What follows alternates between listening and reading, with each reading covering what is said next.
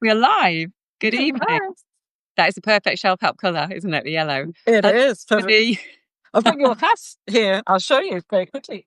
Hi, everybody. Welcome. Thanks for joining us. There we go. Yeah, Shelf-help hat matches the book cover. If you're just totally. joining, hello, welcome. I am here with the lovely Natalie Lue, and it's Monday, which in Shelf-Help land is your day for self-discovery and self-help. And tonight we are going to be discussing the art of letting go. If it's an art, maybe it's a science, I don't know. Very special guest and a self-discovery expert, Natalie Lue. I'm just going to do a bit of blurb, Natalie, so people know, if they don't know you already, they can Yeah. know a bit more about you. So Natalie is a writer, artist, author, course creator, coach, and podcaster whose work has been read and listened to by millions of people since she started blogging about self-help in June 2004, longest running self-help blog ever, officially. Natalie helps people pleasers, perfectionists, and relationship strugglers overcome their emotional baggage so they can become more of who they really are. And tonight we are celebrating the launch of Natalie's new book, Let Go. Let's see it, which is a two-parter, which is very exciting to me that we have two petite books to work. So we're going to be talking about why a two-parter, and then also the Pound Project, which is the publisher behind the book. So we'll be discussing that towards the end. But really, the book is about what you've learned about letting go, right, Natalie, over the last 10 years or so. Yeah, it's a little bit past a decade now, probably about 11 years. But yeah, it's when I was approached by JP Watson, who runs the Pound Project. What they do is they publish short run books, a few times a year. So they're on sale for like 3 weeks. They only print what's sold. And some people may be familiar, for instance, with Emma Gannon did a year. Was it a year of nothing, wasn't it? Yeah. I think it's called. Yeah, a year of nothing. And so when when he approached me last year, he was like, what would you like to write about? And I remember we talked about a lot of things like grief. At one point I was like, oh, would I do like another relationship book? And then I think in our conversations just about grief and the things that we maybe found difficult, I was like, I need to write about this last decade where I felt like I've been on a road of trials where just, sometimes like when it's like, geez, universe, what do you want from me now? Like, why is this happening? And it's felt like I've been on a road of trials for about a decade. And so the idea was, why don't I, in a way, tell the story of what's happened over that last decade, as a way really to see what I understood about that decade, how I had changed over that time, what had shaped me. And yeah, it's proved, they say that you write the book that you need at the time. Well, that's exactly what's happened with this, Right. for sure. So I agreed to the book I agreed to do it. Well, yeah, roughly agreed to do it. I think it was December. And it's like, I was having a hysterectomy at the start of the year. Idea was, they say it's 3 months initial recovery. The worst of it is like the first 6 weeks. I was like, I'm going to noodle on this book, think about the subjects, letting go, just jot notes while I'm in my little slumber over the winter, hibernating. And then 4 weeks after I had the surgery, I went for my routine appointment and left with a cancer diagnosis.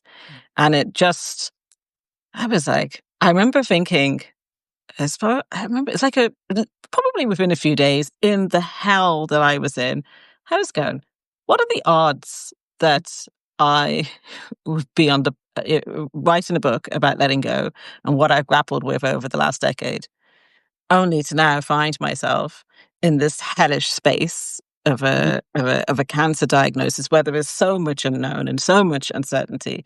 Because initially it was like, well, we need to see if it's spread, all the things. And your mind, even though they say to you, it's low grade, it's caught early, my mind went to the worst of places initially. And I was like, over time, I was like, oh, this is interesting. I'm getting a crash course in letting go. Yeah. And I think anyone who knows your work, like I've met you previously about your book, The Joy of Saying No, and I feel like you are a self-help expert to me. And you, since 2004, you have been talking about and doing and teaching self-help.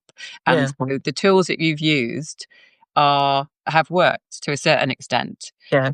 I think when you talk to me about this book, the idea of letting go is almost like, I mean, I suppose that's a tool in itself, but I feel like Does this mean the end of self-help for you? Is it like, what does letting go, like, how do you define it?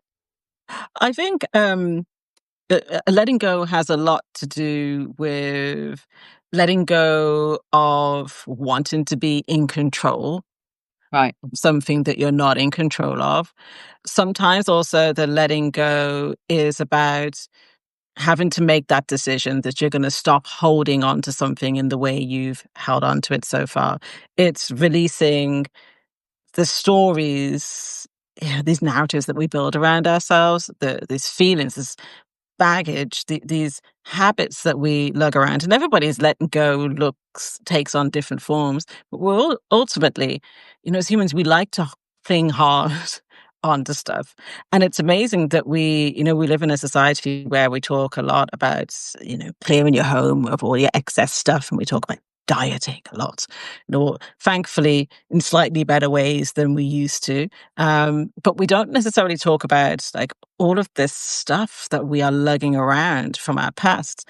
And I think as well that I've always said that letting go isn't like a one-time thing, because Mhm. I think people are like, oh, well, I went out with someone for a year and it's been 3 months since we broke up. So I should be over this now. And it should be easy for me to let go. Oh, well, why did I wake up the following day thinking about my ex? Well, because you have to choose and keep re-choosing to let go, because you will want to pick it back up, letting go of these roles, these identities that we have. We have all these titles, and some of these are not really serving us and keeping us stuck. And so, yeah, the letting go is also, yeah, the releasing of things, but it's also knowing when you're kind of white or brown knuckling life, and you're trying to wrestle it and control everything, and it's like surrender, like Yeah. knowing when it's go, hold on a second, I, I, I surrender, and not in a negative way, just in a I'm going to stop trying to control life. Sure, this is something that's out of my control, or many Yeah. things are out of my control. And has that been so is that comforting to you now? Is that a comfort, or is it just what you had to do, have to do? It's definitely a comfort, because holding on definitely, while it'll feel in some ways like it's a security blanket. We'll hold on to certain things to be like, well, because I'm holding on to this thing, I get to avoid this other thing. But actually, I have found a lot of comfort in surrender over the years. My first real, like, I'd heard about surrender. They often talk about it in spiritual circles as well. But it really came, the understanding really came to me when my father was dying from cancer, and we'd been told, there's nothing else we can do. And I was like, well, okay, well, how long has he got? And I remember back being a kid, and they would, you'd hear stories and they'd say they've got X amount of weeks or X Mhm. amount of months or years, and they were like, yeah, we don't like to say, but Oh, okay. yeah. And I was like, great. But I spent like weeks just rage. But when? Like, when is this going to happen? Is it in a few weeks? Is it next month? Is it in a few months? Is he going to make it to my little sister's wedding? Is he going to make it like to his 65th birthday? He did make it for the wedding, and then he died like the week before his 65th birthday. But I remember like in being in this wrestle with myself and hearing myself loud and clear, almost as if it's from outside of myself. And this happens to me at pivotal points. And it was, what difference will it make if you know when he's going to die? And I was like, but it like hit me really hard. And I was like, oh, yeah, if I did know when he was going to go, I'd probably just unravel Yeah. about it and try and control all the things. And I remember just suddenly realizing, I don't know. So I have to make the best of this time. I have to live my life, and I have to show up as best as I can for myself, for him, however long we have left. And something really gave way in that. And then that has obviously come back round at different times, like where I was like, it had been about a week since the cancer diagnosis. And I was like, but who am I hearing from? When is this letter coming through? When am I getting this appointment? And I was like, Natalie, the letter's going to come. Yeah. You just don't know exactly when it's going to come. And it is annoying. And you're allowed to feel all the things that you're feeling about it. But the letter is coming. Like, it's one way or another, it is coming. You'll be okay. In fact, and then thankfully it did turn up like, like within 24 hours or whichever it was. But I kept having to surrender throughout this journey because I wanted to know everything immediately because everything felt so scary and uncertain. And it was like, nope, there you go, surrender again. And it made me more present to life, to myself as well. Oh, it's so natural though, isn't it, to when you're dealing with something difficult, just to want to all the information and to control things and to have Yeah. a you want a plan, don't you? You want like I think we all want the bullet points and the headlines of like, now what do I do? So what you're saying is, I think, when there's you don't always know what to do, and that has to be okay. Yeah. And I think like I'm somebody, and I know that there are a lot of people like me who it's not necessarily, not everybody who grapples with some of this stuff will have had, an awful childhood or however we want to characterize it. But we've learned different things along the way, starting in childhood, as means of feeling in control of ourselves and giving ourselves a pseudo sense of control over our environment, over our surroundings. And, mine was the people pleasing, the perfectionism, the overgiving, being over responsible, eldest child. Um, and you're in this wrestle with yourself, and then you realize you start getting these messages throughout your life because these different things happen, and you go, hold on a second, I worked my ass off. I tried my best. I gave it everything. I was the best, and things still don't go your way. You Mm. try to be like super nice, really pleasing. Somebody still criticizes you. You still have a conflict. You still, whatever it might be. And so you keep getting these messages from life. You're not in control of all of these other things. And also, you can't use, like, for instance, your effort and like your worthiness, whatever it might be, the thing that you're attached to try to control all the things. And so we're all bumping up against that in various different forms. And it's not that we don't have any control at all in our life. Of course, we have agency. That we have some, level of control over ourselves and certain things that we do. But a lot of us have been really kind of conditioned, into this sense of, well, if you get the grades and you're always nice and you always do this and you always do that, you'll get all the things. And we just keep getting these messages from life that that's not the case at all. Like, I remember over these last few months going, I don't understand why this is happening. Mm. And feeling like I was in this nightmare. And I said, why is this happening to me? And then I'd hear myself go, well, who else Mm. is it supposed to be happening to? And I was like, oh, that's interesting. And it would keep coming. And I was like, yeah, but who else is it supposed to be happening to? Like, I'd accumulated all the brownie points that Mm. should mean that this shouldn't happen. And I think that happens. A lot of us feel that way about different things. Yeah, especially when you spent so long working on things. But I feel like it sounds like all the stuff that you've done, all the mindset work and all the kind of work on your like limiting stories and all that kind of stuff is supporting the letting go as well. Because like you say, you're then able to have that awareness and take the pause and respond, maybe not in the immediately, but respond in a different way. So with regards to the idea of healing, because that's our kind of topic Mhm. of this month, Yeah. I think letting go is a big part of being able to heal ourselves. Absolutely. I think that whenever I look at where have had big shifts, where things have felt better for me, it has always represented some form of letting go. Like when I embarked on this journey, like 2004 when I started blogging, it was 2005 then when I really kind of dove into doing self work and confronting some of the things. And I remember I went to see a kinesiologist, when they did a muscle test and all that. Mm. And she was like, I remember her, counting back in the years and be like, okay, what happened? What was going on around then?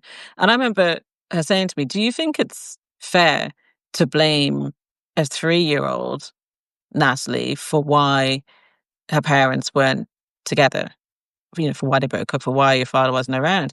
And being like, oh wow, like that is what I've been doing like all my Mm. life. And I'd never thought of it that way, but I suddenly thought like that doesn't make any sense at all. Like I wouldn't blame someone else for that. And it was such a big shift for me. Like so much changed for me in that moment. And I've noticed that it is that whole letting go. But then, of course, as you said, at the start of this, like you here I am, and I help people to do all sorts, in their lives. But over this last decade, I found that I was doing all of that. And also there was this stickiness around certain things that I was finding hard to let go. But what it was, I realized with the benefit of hindsight as well. And to be fair, I think I was aware of it at times when I was in the midst of it. It was going to a deeper level of of healing. I think a lot of us we do a certain amount and we think, okay, that's it. I'm done now. Don't need to, do this level again. But life presents different things to you in different ways, different facets of the same thing that you're trying to heal, just as another version of letting go.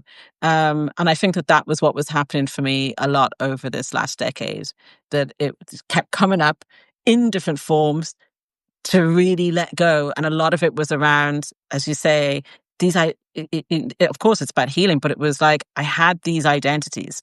Like I have to try hard. I had these things said to me that I was when I was a kid that had clearly, embedded themselves. I had to face some of those things because it has been really, really healing for me. And it meant some very, very difficult decisions along the way, but it also meant some very, very good things along the way too. Yeah, sure. And so is the book, is it your story or is it Yes. tools for people? Yeah, okay. And So, you mentioned on a comment earlier when we were promoting this on Substack about the vulnerability of writing. So there's mm, like writing a book it's always vulnerable because you're putting yourself out there, but then you're writing a book about this your life and yeah. also particularly very like a challenging like part of your life. So that Mhm. must feel extra vulnerable. So how are you feeling about the book now just about to be out in the world and like talking about it and sharing all this? Do you know what? It feels really good. I mean, I've the vulnerability piece has been there in my work like from the get go, but this has been like normally like there's been a lot of the advice, the self-help, the tools, the practices, and then sprinklings of my stuff in the midst of it, whereas this is basically like a mini memoir, and people will learn and get lots out of it, but it's not about let me take you through these steps and these tools and these things. It's I'm bearing witness to things that I've wrestled with and things that I've had to release, and my hope is that in my talking about what I've been going through, that it connects you with maybe elements of your life that you hadn't realized was about your own struggle with letting go. Mm. Okay, so why the two-parter? How does this come about? So we've got family and we've got friction. Yeah. Yeah. So, the Pam Project, when they're doing these books, like they're A6 size, and so of course you can just do the one, but I knew that I had more to say than was going to go into one. And so I realized as I was writing it that there was these kind of two distinct camps. Because in family, it's like I talk about my father, mother-in-law, breaking up with my mother. And then in the other book, in Friction, I talk about tinnitus, the pushing and striving, where you're chasing success and then feeling like you failed. I talk about the hysterectomy and so forth. But I realized that there were these two different things like relationships and then just these frictions, these tensions that come up in your life. Mm. And something as well that's in this is, of course, I'm talking about some very specific relationships here, but it's not because I'm inviting people to, for instance, break up with their own mother. It's not about that at all. It's more that people might read this and be like, "Oh, now I understand what was going on with my ex or my sibling or whoever it was," and in the vulnerability of that, and it is maybe more vulnerable than I have been maybe in other places because it's all there, um, I guess, in the narrative arc of somewhat of a memoir of the last decade, but a mini memoir at that. Um, and so people will know about elements of these things because they're things that I've talked about, but now put in this place where it's like, actually, I've been in a bit of a wrestle with myself Yeah. for a decade. And Yeah, that sure. is vulnerable. Of course. And I think when you're the kind of person who is in service to others and you're talking about well-being and trying to advise people on that, it's sometimes hard to share your own struggles. Yeah, I've always been like, I've always shared different things that I have grappled with, insights that I've had through my own experiences, and I'm often a little bit further down the road from the thing at the time. Sometimes, yeah, maybe in it a bit, um, but I realized what was important as well about this project is it's not that I'm like sitting there going, oh, I have to portray myself as wise, but I realized that it was just about, no, you're not going to be the advice giver here. That's not what's needed for this. Mhm. You need to show up in a different way. And as much as it's, of course, it's a book, and I want people to get a lot out of it. I also feel that it seems to have been a bit of a gift to myself in this time as well. Yeah, well, like you said earlier about writing the book that you need, surprising, Mm, I think. I mean, it's journaling is an example of it, a shorter example of it, but it's like gathering your thoughts together and getting yeah. it down in some kind of semblance of order that you can give to other people. I think Yes. is very helpful, isn't it? Sometimes in just helping us realize what's actually going on. And it is your birthday today. Happy birthday! Thank Um, you. and what year are we celebrating? Number 48. Number 48. Well, happy birthday. Welcome, 'cause that's Thank where I you. am. Are you And 77 Club as well, are you? yeah, I'm in the club as well. Yay. And, so no, the question I love to ask, and I know I've asked you this before, is, how would you describe your relationship with yourself? So this is a good day, I think, on your birthday. How's your relationship today, and, like, where are you at with everything, with letting go, with life? Do you know what? I'm in a good place with myself. It's been a wobbly several months. I've had to dig deep, over the last 7 months. Not because it's um, like hard to be myself, but it just felt like, oh my gosh, there's so much to navigate. But yeah, I woke up this morning and I was like, at the start of the year, I went, oh, sweet Jesus. I'm going to be 50 in 2 years. I'm going to be 48 this year. You know how it is, like when you kind of the clock turns into a new year and you're like, "Ah." And now I'm like, Jesus, like I'm 48. I still feel like a teenager, like running around Dublin in some respects. And also, I get to be 48.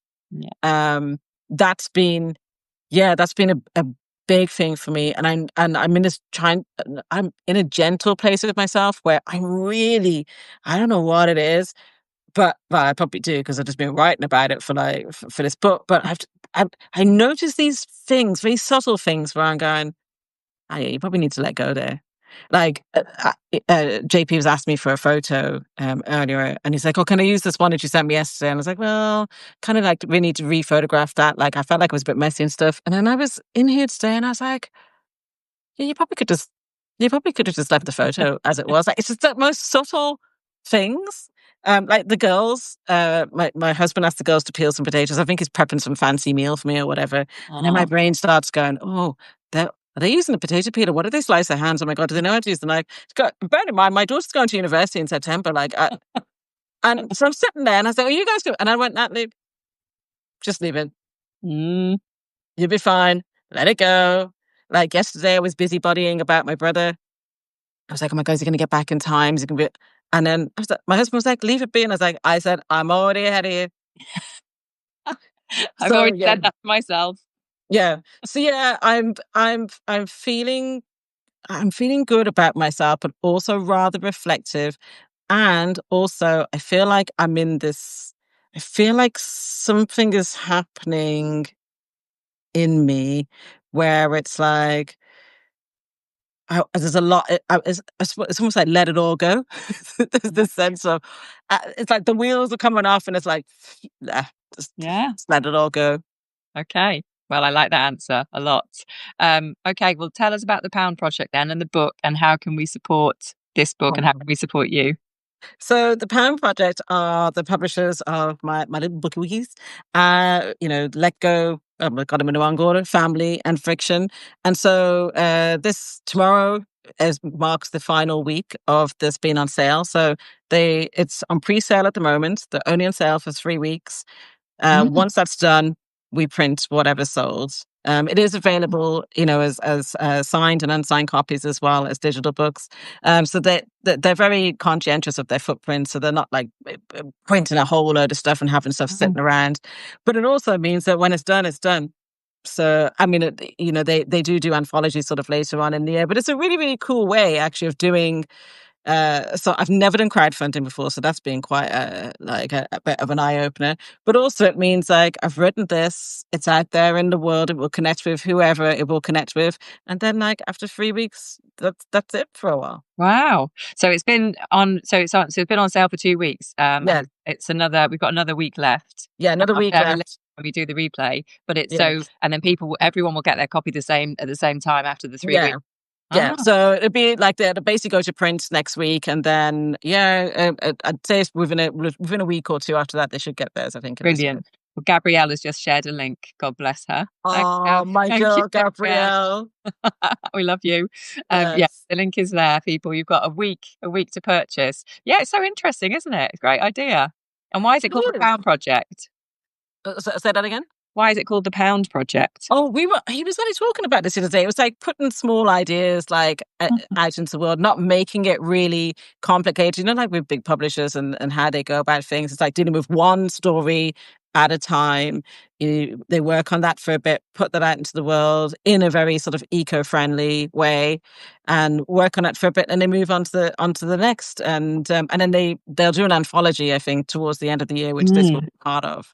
And it came from because JP was on my podcast, The Baggage Reclaim Sessions, a few days back. The episode is out now, and he was talking about how he was a journalist. Like, how have you been? And he was like, "Geez, like barely earning anything. I know, like I've got things to say. Um, why is this so hard, and why is there opportunity for those people, but there is an opportunity for me? So I'm book number 30. So yeah, he's done this 30 times now.